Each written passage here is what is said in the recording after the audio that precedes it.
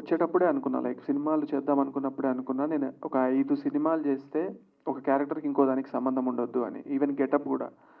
So ఏం చేస్తున్నావు కోసం నేను ఒక 8 కేజెస్ దాకా పెరిగిన. సో నెక్స్ట్ చేసే సినిమా ఇది కామ్గా ఉంది కాబట్టి నెక్స్ట్ కొంచెం కొంచెం ఎక్స్ట్రోవర్ట్ లాంటి క్యారెక్టర్ చేద్దాం అనుకుంటున్నా ప్రస్తుతానికైతే. అంతే. Thank you. హీరో గారు. Yeah madam. Hi. Hi. Hi అండి.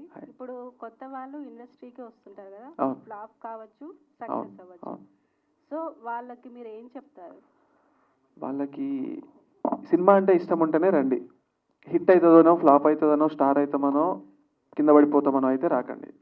మీకు ఇష్టం కాబట్టి వస్తున్నారు. ఎవడు బొట్టు పెట్టి పిలవట్లేదు కదా, అంతే. ఇష్టం ఉంటే రండి. ఇప్పుడు మీరు ఈ సినిమా వల్ల ఒక్కొక్కసారి అయితే టెన్షన్గా ఫీల్ అయి ఉంటారు కదా, అలాంటి టెన్షన్ అలా ఎలా ఫీల్ అయ్యారు మీరు అసలు? టెన్షన్ ఫీల్ అవుతుందా, ఫ్లాప్ అవుతుందా అనేది ఏదో ఒక టైంలో మీకు అనిపిస్తుంది.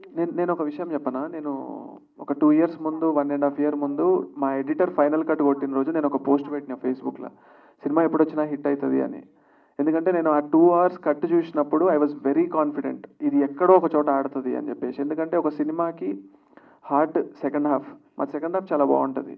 లైక్ ప్రతి 10 minutesకి ఒక చిన్న హై మూమెంట్ ఉంటుంది. సో అందుకే అంత కాన్ఫిడెంట్గా ఉన్నా. ఇది పోతుంది అని నాకు ఎప్పుడు అనిపించలేదు. సో నెక్స్ట్ మీరు మూవీకి సైన్ చేస్తారా మళ్ళీ ఏమన్నా ఛాన్స్? నేను ఒక ఓటీటీ ఫిలిం కూడా చేసిన, కన్యాశుల్కం అని. అది రిలీజ్కి రెడీ ఉంది. ఇంకా వేరేవి అంటే నాకు బయటి వాటికంటే మళ్ళీ నేనే రాసుకుందాం అనుకుంటున్నా.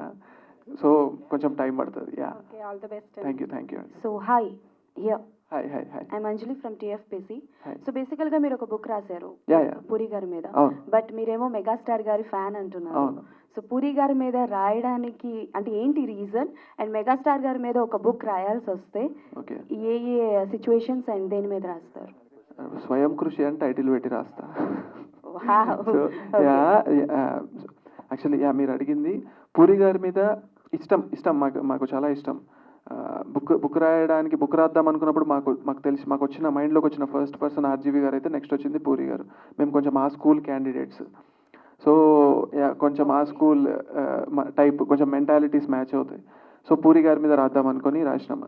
చిరంజీవి గారి మీద రాయడం అనేది ఎప్పుడు ఆలోచించలేదు, కానీ ఆయన బయోపిక్ తీస్తే ఇంటర్వెల్కి ఇందిరా సినిమా వేయాలనుకున్నాను నేను, అంతే.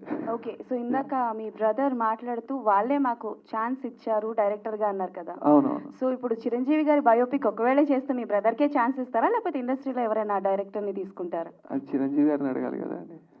మీరు అన్నారు చేస్తాను అని, దట్స్ వై ఐయామ్ ఆస్కింగ్. చేస్తాను అని ఖచ్చితంగా చేయిస్తా. దగ్గరుండి ఇతర మూసం చేస్తాం. చిరంజీవిగా మీరు చేస్తారా? నేను చేయను. లేదు, ఆయన చేస్తా. ఏఐలో చేద్దాం, అయిపోతుంది. ఏఐలో చేద్దాం. ఏఐలో సార్ వద్దు సార్, చాలా మంది చాలా ట్రెండింగ్ లో, నేను మరీ అంత ట్రెండింగ్ లో వెళ్ళాలనుకోవట్లేదు.